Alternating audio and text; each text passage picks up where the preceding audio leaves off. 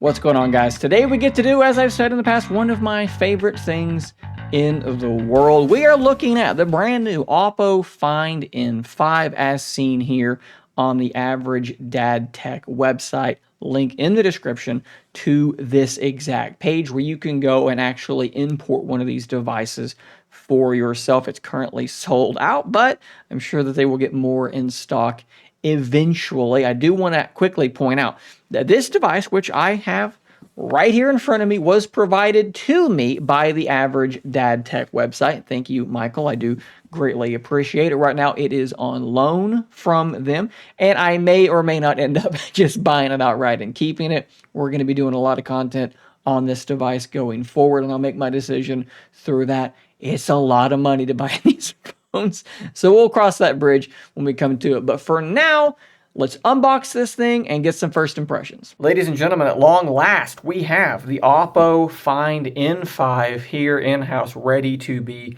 unboxed. Of course, this is the first time I have actually unboxed or, reviewed an Oppo device. I did have the OnePlus Open, which was basically the Oppo Find N3. But like I said, this is the first true Oppo device, and this is a pretty big box, which is cool because that means there's going to be some stuff in here. Unlike the OEMs that we get here in North America, these Chinese OEMs seem like they actually kind of try to take care of their customers a little bit more by giving them accessories and so forth. So that should be what we're dealing with here. Straight up is the device, the Oppo Find N5, and I'm going to try to just sort of lift it out of here as gently as I can. And I'm going to set it aside just for a moment. I'm going to try to just fight back against the temptation for just a moment. We do have a charging brick, which is a Super VOOC charger. This, in theory, would allow the device to charge at a whopping 80 watts, but I'm going to need some sort of an adapter or something to be able to use it because that is the wrong connection for North America. Let's see what else we have. So inside here, we have a handful of things. First off, a USB A to C cable, some barcode stickers, quick start guide, and look at this. We actually do have a case in the box, and it has hinge protection. Ooh, I like the look and feel of this quite a bit. Is this going to be a free case that I might actually use? That's pretty cool. Now we have the thing I'm sure we've all been waiting for watching this video, the device itself. And before I even take this paper off of it, I can already tell you that this thing feels just obscenely thin. Wow, look at the back of that. It's kind of got like this pearlescent thing going on. That looks very, very cool. On the inside, that crease is, I would say at this exact moment, completely invisible. Now, it's probably never been folded the first time, so that is going to change. But yeah, still very, very hard to notice. There's that camera module on the back. And of course, this thing is just razor thin. We'll do a quick thinness comparison. There it is next to the Z Fold 6, and it's not quite sitting flat. I'll make sure that they're both sitting flat so you can see that is a pretty big difference. And then over here next to the Pixel 9 Pro Fold, again, making sure that they're both sitting flat. You can once again see that it is at least, a fraction of a millimeter thinner. Let's go ahead and do that first fold, the first close. Man, that is just so absurdly thin. You guys know that I've been a big fan of the Pixel 9 Pro Fold, and this device is definitely thinner than that. If we open it back up, has that crease now become a bit more visible? You can see it a little bit now, and that should, like I said, sort of break in with time. I doubt I'll go through the entire setup process. Probably not a good reason to do this, but as you can see, it is going to ask you for your region. Now, this is a device that is being imported. It's the global version, but it's not for sale in North America directly, so it is imported. But again, it does ask you for that region. One big question a lot of people have had is how does this thing actually work with different carriers? So I have Mint Mobile, and what I'm going to do is I'm just going to pop my SIM card in. Looks like it goes like that.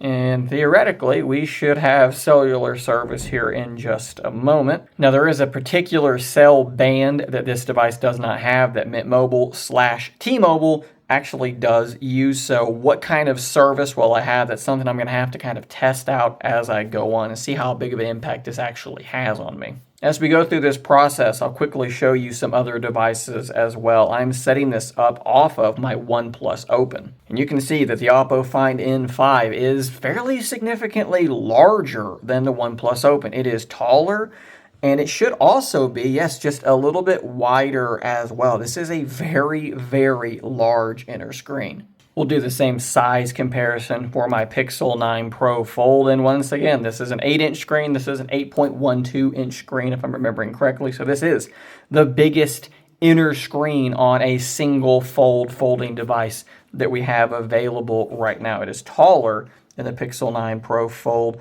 although the Pixel does look like it might be about the same width, maybe just a hair wider. And last but certainly not least, we have the Galaxy Z Fold 6, which is nearly as tall as the Oppo device, but it is obviously quite a bit more narrow. It's like almost a half an inch narrower or more narrow than the Oppo device. Definitely going for a very different aspect ratio, and that's something that we're expecting them to potentially change with the Galaxy Z Fold 7. And while this is still going on, I guess I could put this case on here as well, as this is not a device that I actually own just yet. It has been sent to me on loan from the Average Dad Tech store.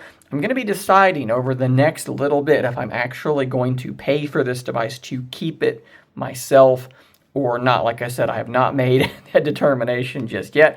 One big factor, wow, look at that, is going to be, how well this thing does work on cellular data for me, and just a lot of other factors as well. So we're going to take advantage of that case that was with it to try and keep this thing nice and safe so that I don't end up needing to buy it when maybe I didn't intend to. But of course, big shout out to Average Dad Tech for facilitating this unboxing and a whole bunch of other content still to come. So we are now looking at my home screen, and it does appear as though my data is working. There we go. We are on 5G, so that is great. T-Mobile, Mint Mobile, we seem like we're okay. Again, we do have that one band that is not there, so we'll have to test that out a bit further. But at least basically speaking, it does appear like it is working just fine, and it is currently installing the other applications that it pulled from my OnePlus Open. I've got about 93 apps to go. But yeah, first impressions. This thing does look and feel very, very smooth. The animations look really, really good. They're kind of slow, which I think is something that you can actually change. Let's long press on the home screen here. Let's go into more app animation speed. Let's go to enhanced. And that is, I think, going to be a little bit more at home for me, just a little bit quicker. It does look like we have a handful of apps that we might need to get rid of, like Lazada and Shoopy SG. Not exactly sure what those are, why they're pre-installed. AI Studio, that's interesting. AI Portrait, AI Reimage, and AI Motion. Now, it does look like with these things that we have tokens here, so 10 tokens a piece for these little portraits, so these are not explicitly free. And this looks like something I'd love to test, but my star balance is 0, so that might be something else that gets ignored. Something else I'm kind of noticing here that's a bit interesting is at the top of every app I'm in, you've got these 3 dots up here at the top, which you can click on to quickly go into split view, floating view, or close. So if I click on floating window, it's just going to shrink this thing down and allow it to be a floating window. That's interesting. That is a new thing that I have not seen on the OnePlus Open. All right, so I took some time to get this thing set up, get all of my apps installed, and get my home screen arranged the way that I like it. And I'm actually noticing quite a few little things like the little handle up here at the top of the screen. For instance, where is the taskbar? Prior, with the OnePlus Open, that taskbar was always down there, but now you can do a little swipe up to reveal it. This is basically exactly like it works on the Pixel Fold or the Pixel 9 Pro Fold.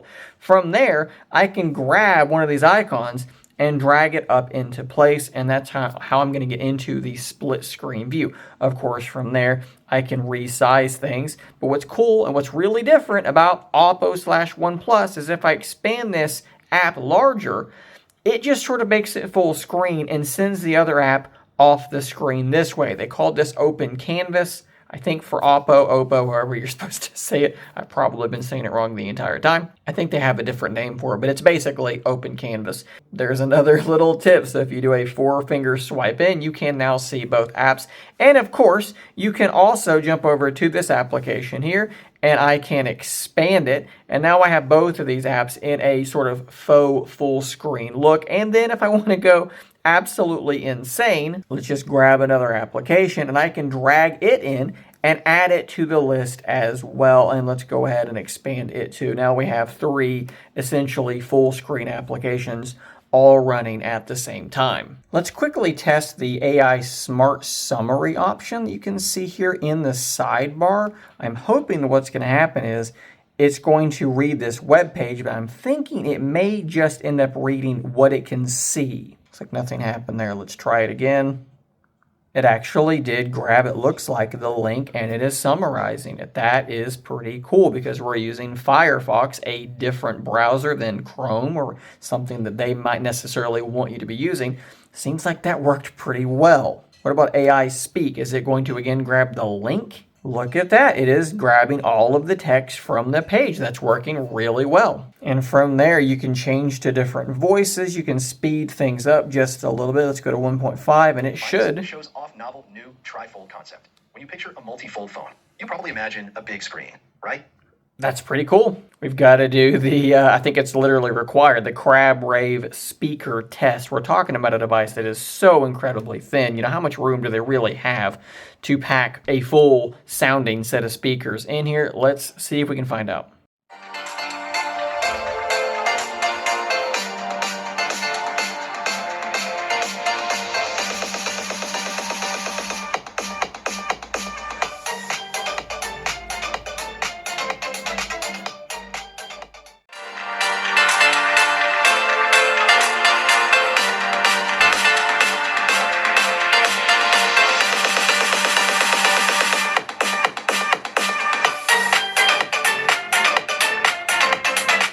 So that's actually kind of disappointing. That was the OnePlus Open from a couple of years ago, and that is a far better sounding set of speakers, much louder and much fuller. When you're going this thin, you are going to sacrifice some things, and it turns out speaker is going to be one of them. It's not bad, but it is nowhere near what it was with the OnePlus Open. Talking about other things that might need to be sacrificed just a little bit to the gods of thinness. Cameras, that ultra wide. Time to talk about it, time to test it. So here we are looking at that 8 megapixel ultra wide camera on the Oppo Find N5. If we zoom way in, let this thing clear up a little bit, what you can see is that's quite a bit of grain, that's quite a bit of noise, and that is not a whole heck of a lot of detail in these sort of darker areas, struggling a little bit. This is the OnePlus Open, which if I'm not mistaken had a, what was it, a 48 megapixel ultra wide sensor, something like that.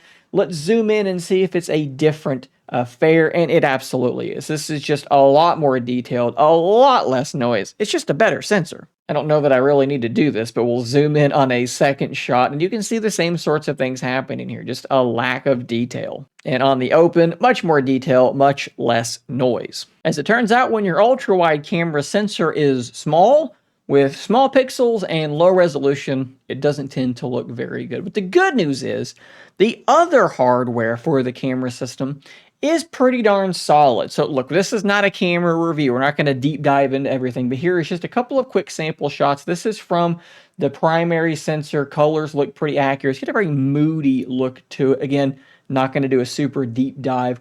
This is going to be with that 3x zoom. It's a 50 megapixel 3x optical zoom. And the beautiful thing about having that much resolution is that you can go up to 6x and look pretty much lossless there as well. That is very, very detailed as things do begin to clear up. And then this, if I'm not mistaken, was 30x. And I think that it still does look fairly passable. You're starting to get some of that oil painting look, but it's not too bad. A little bit of a movement shot here. Jet actually kind of trotting towards me. And then I've always really enjoyed, or at least with the OnePlus Open, I've really enjoyed the way that their portrait mode looks. And I think that they are absolutely crushing it here. Again, this was the first and only portrait that I took, but man, tack sharp, lots of detail. I love the way that their bokeh looks. Really, really encouraging. So let's kind of wrap this thing up. What are my overall first impressions? This hardware feels absolutely immaculate. It feels incredible. It's so light, it's so thin, it's kind of hard to believe. So far, the software feels pretty good as well. Everything does have a nice, smooth feeling to it, a relatively high level of polish. There's probably going to be some stuff in here that I'm not going to find particularly useful, but by and large, seems pretty good. The camera setup, kind of similar. In some ways, really good. In some ways, definitely going to come up short against some of the competition. Definitely talking about that ultra-wide camera. But guys, we're going to need a lot more time to properly evaluate this phone. And like I've teased a couple of times already, there's a lot of content coming. There's comparisons to other phones, multitasking comparisons. We're going to have camera comparisons. We're going to have tips and tricks. So if you're interested in this phone, you've purchased this phone, do hit that subscribe button before you go. I'll see you on the next one. And until next time, stay nerdy, my friends.